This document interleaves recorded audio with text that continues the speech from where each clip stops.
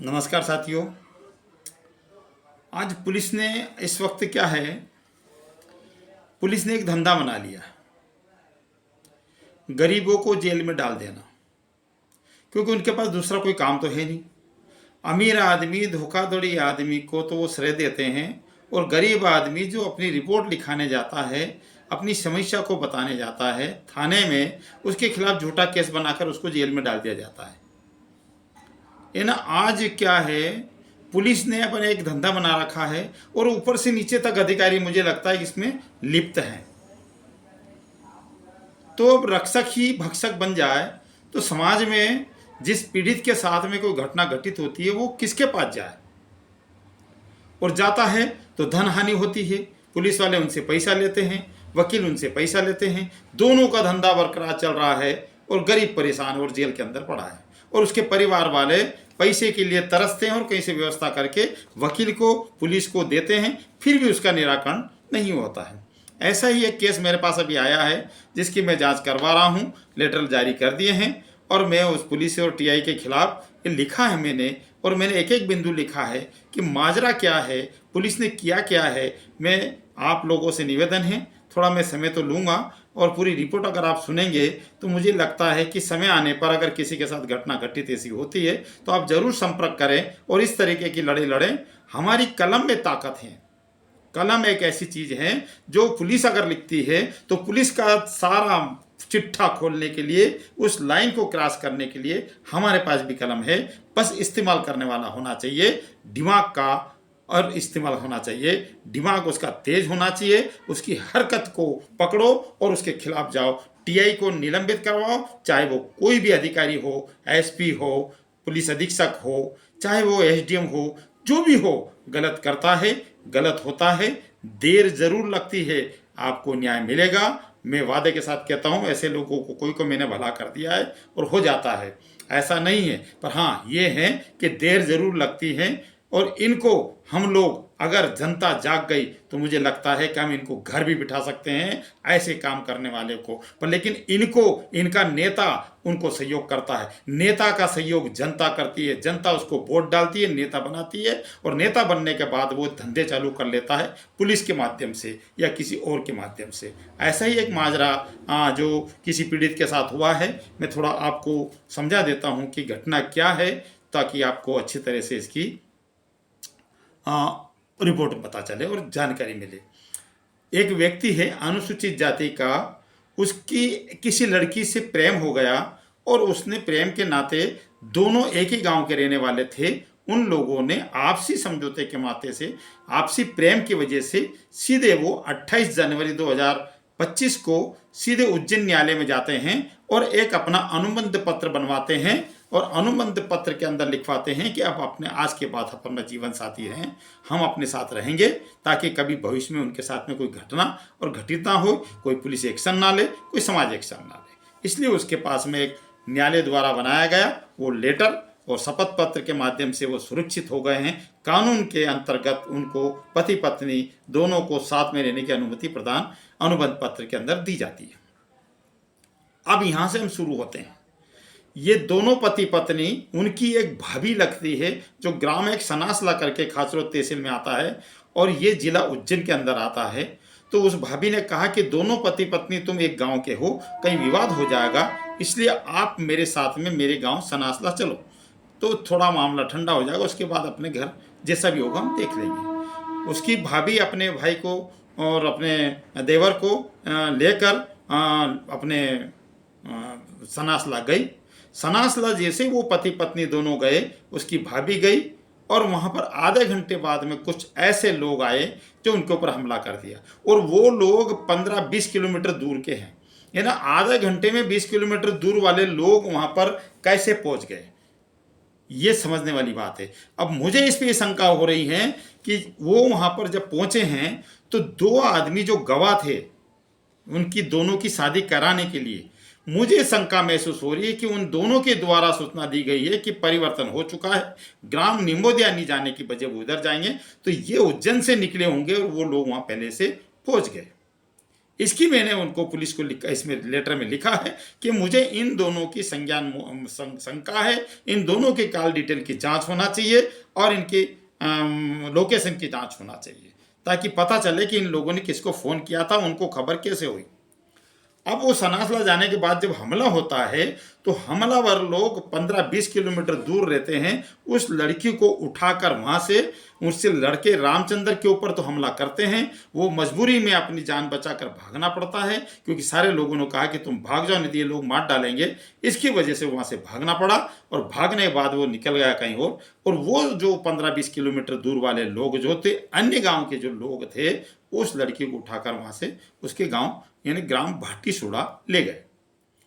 अब यहां समझना वाली बात है कि भाटीसुड़ा जब उसको लेकर गए तो भाटीसुड़ा ले जाने के बाद में 7-8 दिन के बाद उस लड़की को, सीमा को कुछ महसूस हुआ, समय मिला और उसने रामचंद्र को फ़ोन लगाया कि तुम मुझे यहाँ से आकर ले जाओ, यहाँ मेरे साथ में कुछ लोग जो लेकर मुझे आया है वो मेरे साथ में हरकतें गलत कर रहा है, मेरे साथ संबंध बनाने का प्रयास कर रहा है और वो मुझे कर रहा है।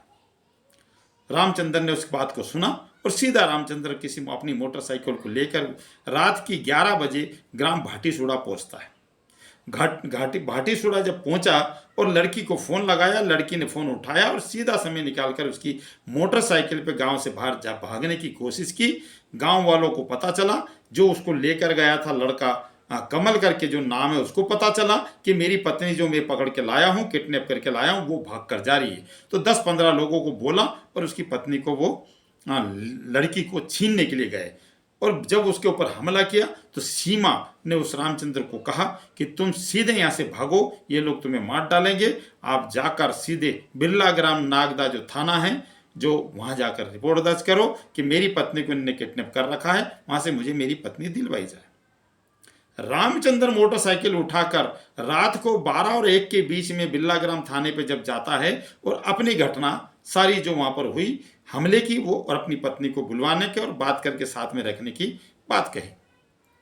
उसके बीच में उसी के फ़ोन से कहीं चर्चा हुई, पुलिस का पास कहीं फ़ोन आया और उसको बिठा रखा वहाँ, बोला हाँ यहाँ बैठा है। उसको रात को 11 से 12 बजे से 1 बजे तक वहाँ पर जब बातचीत हुई है उसकी फ़ोन की से लड़की से या और अन्य लोगों से, उसकी हमने बोला है कि इसकी कॉल डिटेल की जांच होना चाहिए। और रामचंद्र रात को जब वहाँ पर गया तो वहाँ के CCTV जो कैमरा है फुटेज, उसकी जांच होना चाहिए कि रामचंद्र यहाँ कब आया। अब आगे चलते हैं। यहाँ से क्या हुआ कि रामचंद्र को रात भर बिठा रखा। दूसरे दिन 2:20 पर उसको कहा कि तुम सीधे उस गांव की तरफ से आना और एक 5 लीटर की कैन में पानी भरवाया। ऐसा रामचंद्र ने मुझसे कहा कि 5 लीटर की कैन में पानी भरवाया और उससे कहा कि तू उस गांव की तरफ से आना, हम तेरे को गिरफ्तार कर, मतलब चल। और वो चला गया, उसे पता नहीं था कि करना क्या चाहता है। वो लोग वहाँ से गए, पुलिस वाले उसको लेकर गए रात दोपहर में 2 बजे। वहाँ पर से लड़के को मोटरसाइकिल को कैन बांधी और बंधवा कर उधर से आया कि वहाँ से यहाँ तक चला कर आया, वीडियोग्राफी बनाई, फोटो बनाया और उसके बाद में उसको पकड़ के सीधे थाने लेकर आए। अब पंचनामे में क्या लिखते हैं पुलिस वाले कि जब जहरीली शराब इस बोतल के अंदर से मिली उस समय हमने पंचनामा बनाया, सैंपल लिया। अब पंचनामा कैसे बन गया? क्योंकि पंचनामा बनाते समय 2 लोगों का पुलिस ने जिक्र किया है, नाम लिखा है, और दोनों लोग कहाँ के हैं? एक तो सीमा का काका लगता है, सगा, जो 20 किलोमीटर दूर उसका गांव जो निम्बुदिया का रहने वाला है, वो वहां पर क्या कर रहा था पंचनामे के समय, गिरफ्तार करते समय। दूसरा नागदा से 6 किलोमीटर दूर एक गांव आता है टकरावदा, वो वहां पर उस समय क्या कर रहा था, और वो भी एक ही जाति के लोग हैं। तो ये पंचनामा में सीमा के मामा के बयान है, मामा का नाम रिपोर्ट में दर्ज है, एक टकरावदा का जो व्यक्ति है मान सिंह करके, उसका भी नाम दर्ज है। इन दोनों ने वहां पर जाकर ये प्लानिंग बनाकर इस लड़के को जहरीली शराब का केस बनवाकर जेल में डलवा दिया। अब आप बताइए कितना बड़ा मामला है। अब उसके बाद में हमने इसके अंदर लिखा है कि अगर ये दोनों वहां पर उस समय क्या कर रहे थे, इनकी कॉल की लोकेशन और सारी डिटेल मुझे चाहिए, ताकि ये किस किस से बात की और पुलिस से भी बात कितनी बार हुई। रात की 2 बजे से 12 बजे से दूसरे 3 बजे 5 तक की हमने कॉल डिटेल की लोकेशन देखी, बोला है कि हमें इसकी जांच चाहिए। दूसरा सीसीटीवी कैमरा जो थाने में लगा है उसका कब आवागमन हुआ है, कब मोटरसाइकिल से रात को और दिन में उसको लेकर गए हैं, उसके फुटेज की भी जांच होना चाहिए, तब जाकर इस मामला क्लियर होगा।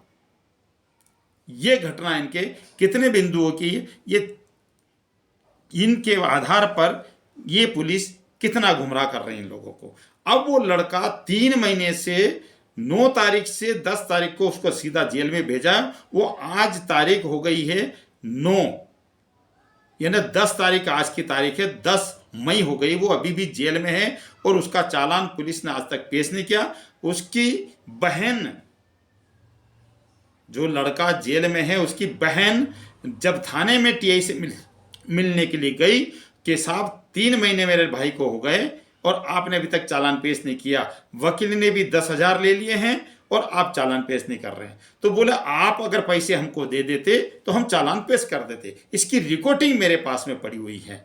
तो ये सारी घटना एक पति पत्नी को दूर करने का और जो लिखा पड़ी हुई थी उससे दूर करने का, पुलिस को उसकी पत्नी उसके सुपुर्द कराना चाहिए था, पर लेकिन पुलिस ने इस धन के लालच में, जिसने झूठी रिपोर्ट दर्ज करवाई उसने भी, लड़के ने कहा है कि उन्हें रुपया रात को दिया गया था, तब जाकर ये केस मेरे ऊपर बना है।